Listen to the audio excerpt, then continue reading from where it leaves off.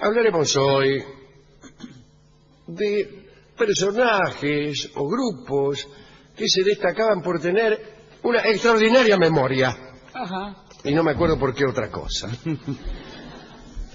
En la antigüedad griega, los aedas, algo así como los poetas cantores, ¿no?, realizaban ejercicios mnemotécnicos que consistían en recitar largas listas de nombres de los jefes, de los dioses o de los navíos. Estas listas de nombres, aparentemente inconexos, servían para expandir la memoria y luego poder recordar con más facilidad el canto poético, que desde luego por poseer sentido, fluía de la memoria con más facilidad que los nombres que no tienen conexión. Hay también, con la versificación, una posibilidad mnemotécnica mayor que con la prosa. No hablo de la rima, ya que los griegos desconocían la rima, pero sí conocían el ritmo, los pies, las distintas formas de versificar que tenían ellos, y el texto versificado viene a nosotros con mayor facilidad. Hay quien dice que algunos escribían versificando para mejor recordar los textos. Bien. Inclusive muchos en esa época, no dominaban la escritura y el conocimiento se transmitía oralmente era más eficaz. Ese era justamente el sentido, ¿no? Hasta el movimiento de vaivén del idioma tenía una aspiración mnemotécnica, ya que muchas nociones debían aprenderse oralmente, y en algunos pueblos, como los celtas, pienso, que casi tenían prohibido escribir, todas las nociones debían transmitirse oralmente. Entre algunos poetas antiguos se cita la extraordinaria memoria de Simónides de Ceos, que vivió en el siglo V a.C. Escribió odas, elegías, epitafios, epigramas. Era el cantor de las glorias de Grecia, la gloria de Maratón, la gloria de Salamina y de las Termópilas. Simónides era amigo de Anacreonte y de Esquilo, y su rival era Píndaro, se tenían bronca. Simónides, y mejor todavía Simónides, fue el que más premios se sacó en los concursos de poesía.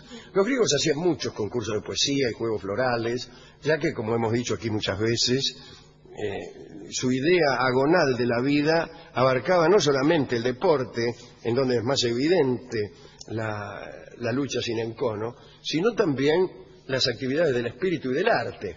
Y si competían a ver quién hacía la mejor comedia, la mejor tragedia, etc.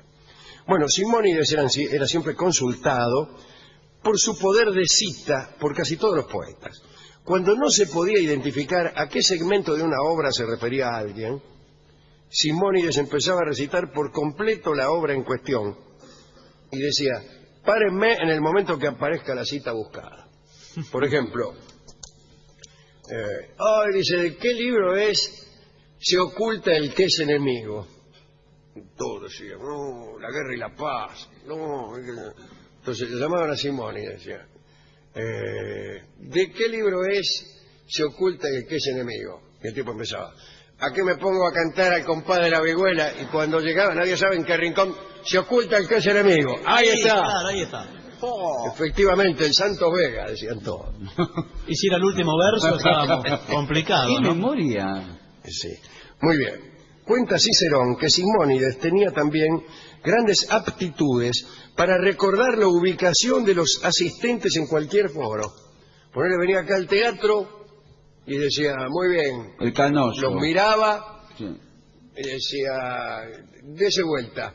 Y decía, el de la campera, el otro, el colorado, el de los pasteles, la señora. Ante los pasteles lo recordamos todos. Se acordaba de todo. Y ahora, fíjate lo que pasó, te cuento. Sí. En una oportunidad asistió a un banquete multitudinario del que se retiró tempranamente. Poco después, el techo se desmoronó y aplastó a quienes habían quedado dentro. Y Simónides fue convocado para recordar el lugar que cada uno ocupaba, y de este modo pudo reconocerse a los finados, que habían quedado como 5 de queso. Claro. Me iba a decir algo. No. Después le voy a comentar cuando usted termine con todo esto, pero es maravilloso. Pues si quiere nos podemos juntar en frente. porque no tiene puntualmente, después en otro momento vamos a hablar. Muy bien. Pero, claro, hay que avisarle a la familia.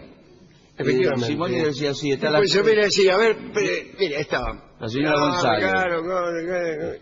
Bueno, entonces iban ahí y de acuerdo a donde caía el techo dice, esto que está acá Sí. debe ser el finado Robledo.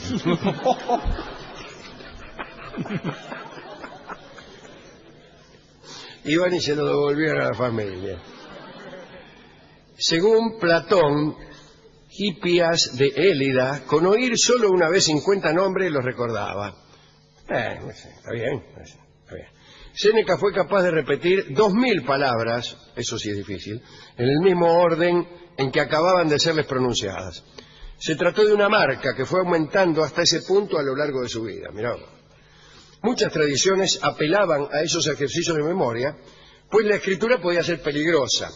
Los druidas, por ejemplo, que eran los celtas, y yo se los dije, me acuerdo, ¿cuándo fue que le dije eso?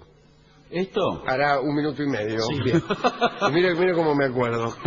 Prohibieron la escritura, ya fuere para impedir la divulgación de sus secretos o para que los alumnos no dejaran de ejercitar la memoria, ¿no? Está muy bien. Memoria que de hecho los celtas necesitaban, los druidas, para pasar los complicados ritos de iniciación. Los sacerdotes druidas eran reclutados entre los jóvenes que alcanzaban más alto rango, incluso entre aquellos que alcanzaban señales de favores divinos. Antes de alcanzar el título sacerdotal, había que estudiar durante 20 años. Era una carrera larga. Y uno de los grados de la iniciación consistía en aprenderse de memoria las extensas sagas de la serie mitológica. Y algunos dicen que la prueba central era morirse y regresar a la vida. Es una prueba un poco difícil. ¿Cuántos aprobaban? Muy pocos. Es una prueba especialmente enojosa cuando uno no la cumple, o peor todavía cuando la cumple por la mitad. San Agustín, que es amigo de este programa, tenía una memoria notable, pero admiraba a un condiscípulo que podía recitar a Virgilio de atrás para adelante, con gran menoscabo de su eficacia poética. Y sí, escúcheme, de atrás para adelante no tiene sentido. Era una porquería. La Divina Comedia de atrás para adelante es un asco, le juro. Cicerón recuerda a un muchacho al que todo se le imprimía sobre las tablillas enceradas de la memoria. Algunos creían que memorizar un texto era beneficioso para el cuerpo y citaban como autoridad a Antilo, un médico romano del siglo II, que decía que quienes nunca habían aprendido los versos de memoria tardaban en eliminar los fluidos perjudiciales que permanecían en el cuerpo. Atención. La memoria sirve para eliminar los fluidos perjudiciales que permanecen en el cuerpo, señor. Buenas tardes. Buenas tardes. Sí, ¿en qué puedo servirlo? Soy el doctor. Sí, mire, yo no puedo eliminar los fluidos perjudiciales que tengo en el cuerpo. Ya me parecía, porque... Ya me lo habían dicho. En el vecindario es famoso. Sí. El empachado, le dice. Tránsito lento, le dice. Bueno, mire, apréndase de memoria. Aquí tiene la formación de Independiente de 1952. Y va a ver cómo elimina fluidos. Entre los poetas más cercanos en el tiempo cuentan que Jean Racine tenía una memoria prodigiosa. En 1658, Racine, que tenía por entonces 18 años, estudiaba en la bahía de Port Royal, bajo la mirada vigilante de los monjes. Un día descubrió un libro antiguo, en griego, que era Las historias etiópicas de Teágenes y Clariquea. Y Racine se fue al bosque con el libro. Había empezado a leerlo cuando lo sorprendió un sacristán, que se lo arrebató y lo quemó. Poco después se consiguió un segundo libro, del mismo título, que también fue descubierto y quemado. Esto lo animó a buscar un tercer ejemplar y aprendérselo de memoria. Y después le entregó el libro al sacristán y le dijo con todo desdén que ya podía quemarlo. Y bien, ya sea por miedo o por pasión, Racine sostuvo esa costumbre y se aprendió de memoria cada libro que leyó en aquella abadía. Del mismo modo que Simónides, Racine era constantemente consultado por su literalidad para los versos de cualquier obra. Che, ¿a qué obra pertenece esto? Salud, Turros de Valvanera. Muy bien, el tipo decía, a ver, un guapo de 900. Y Petrarca puso estas palabras en boca de San Agustín, en un diálogo imaginario, pero está bien, ¿no? Es esto. Siempre que leas un libro y te tropieces con frases maravillosas que te deleitan, fuerza, haz fuerza para aprenderla de memoria, de modo que cuando se presente un motivo de aflicción, tengas el remedio preparado, como si lo llevaras escrito en la mente. No me gustó. Terminamos con un caso contrario, el de la desmemoria, comentado por Jonathan Swift para el caso de los pobres Struldbrugs en los viajes de Gulliver. Se trataba de los inmortales que se conducían como mortales hasta los 30 años y luego gradualmente iban tornándose melancólicos y abatidos hasta llegar a los 80. Y si eran inmortales, qué raro. Pero fíjese, cuando llegaban a los 80 no solo tenían todas las flaquezas de la vejez, sino muchas más, nacidas de la perspectiva de no morir nunca. Los Struldbrugs no podían divertirse leyendo, ya que la memoria no les permitía ir desde el principio hasta el final de una frase. A cada paso olvidaban la palabra anterior. Extraordinario, ¿no? Y después está el pobre Funes, el memorioso Funes de Borges, ¿no? En su abarrotado mundo, Funes lo recordaba todo, pero en su mundo no había sino detalles. El recuerdo minucioso lo inhabilitaba para cualquier actividad. Bueno, dice Borges, el menos importante de sus recuerdos era más minucioso y más vivo que nuestra percepción de un goce físico o de un tormento físico, dice Borges. Bueno, la memoria sirve también como hilo del collar de esos numerosos seres que somos. Somos muchas personas. Contengo multitudes, decía Whitman. Pero a lo mejor los hilos del collar están trampeados, están cortados y anudados de nuevo. Y a veces recorremos hilos diferentes. Quiero decir, no hay ninguna seguridad de que seamos los mismos que estuvieron aquí el viernes pasado. Bueno, es cierto. Podría ser que no. A mí me llama mucho la atención que seamos responsables por deudas contraídas, ponerles hace 3 meses, cuando éramos otras personas. Bueno, siempre decimos eso, ¿no? De que claro, uno va cambiando de tal modo que me sorprende tener el mismo documento. Yo le presté 50 pesos la semana pasada. no es el mismo Dolina, señor. Ni tampoco usted es el mismo Barton. Cierto, deme 100. Así que yo no puedo pagar deudas ajenas ni usted cobrar deudas ajenas. Es lo que decimos cuando, por ejemplo, esas parejas que toman distancia y dicen, bueno, vamos a dejar de vernos un tiempo. Cuando se vuelven a encontrar son dos tipos distintos. Claro, ¿quién sos? Pero a mí me gustaría eso, que uno tomara distancia y al encontrarse la extrañeza fuera total. Sería fenómeno, nos conoceríamos todos los días. Yo he conocido minas que cada vez que las veía era como la primera vez. Ah, pero es divino. No se trataba de un renacimiento, sino de una falta de progreso. Claro. Yo iba y tenía que decirle la misma gilada que la primera vez para ver si podía agarrarle la mano. Entonces, cuando le agarraba la mano llegaba el momento de separarnos, bueno, encontrar, ¿qué tal? ¿Cómo te va?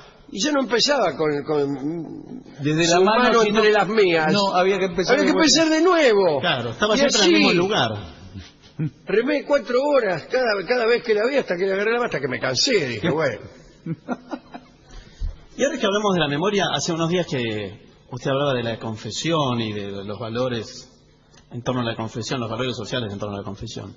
También digo, en torno a la memoria hay una idea terapéutica que está como muy instalada, que recordar las cosas o tener memoria ayudaría a no repetir errores. Sí, está bien. Y yo me permito desconfiar un poco con esto, porque yo no sé si la memoria, o sea, como ejercicio de repetición y de recordar, también no nos habilita para responder siempre a los mismos patrones de conducta, ¿no? Yo creo que... Estoy de acuerdo con lo que dice usted, que la memoria no sirve quizá para evitar la repetición de errores, pero en cambio sirve para justamente para lo mismo que decía yo con esta mina, para poder añadir conocimiento nuevo.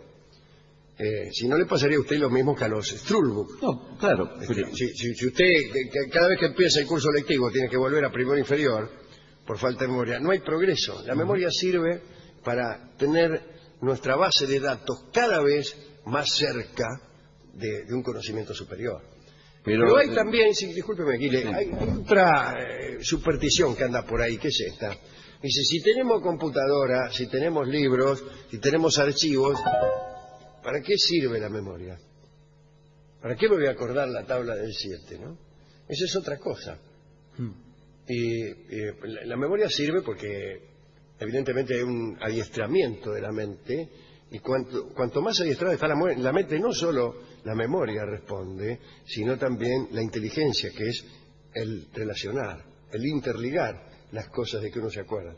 Cuanto más cosas se acuerda uno, mayor posibilidad de entreverar tiene uno.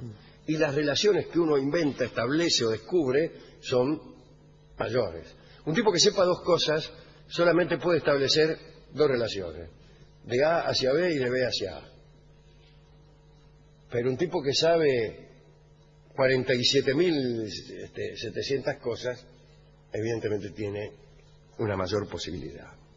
Así que creo que no está mal aprenderse de memoria algunas cosas, ¿no? Quiero opinar algo con respecto a lo que dijo Patricio Barto. Ahora me acuerdo, ¿qué dijo? Ahí va. Del valor terapéutico. De que la memoria ayuda a no cometer algunos errores, y muchas veces los errores se cometen por otras fuerzas, que por más que no por no acordarse sepa que son errores, hay pulsiones y hay fuerzas que hacen que se cometan una y otra vez. Exactamente. Porque el hecho de que uno caiga siempre en los mismos patrones de relación o vinculares no tiene que ver con recordar o no recordar. Yo no estoy tan seguro de que en la vida consiste en patrones, como dicen los psicoanalistas. Cada situación es distinta.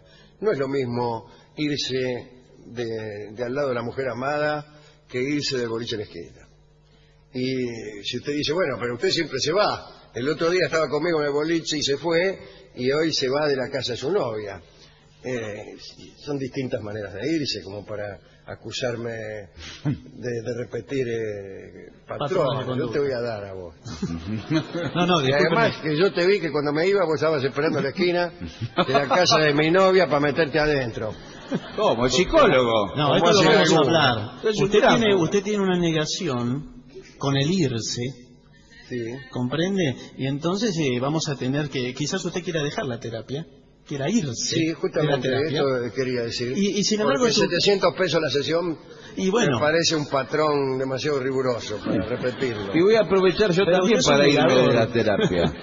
Pero usted señor, venimos juntos. Juntos terapia de sí, pero nunca hablo yo. Yo me voy a ir de esta terapia. Es que usted es el inconsciente. Estoy pintado acá. Este es el famoso inconsciente. Ahí está. Agarra la trompada. Bueno, antes que se termine esta hora, vamos a escuchar el tema que alude a esta charla sobre la memoria, y que se llama Olvido. Lo escucharemos en la estupenda versión de Charlo. Adelante.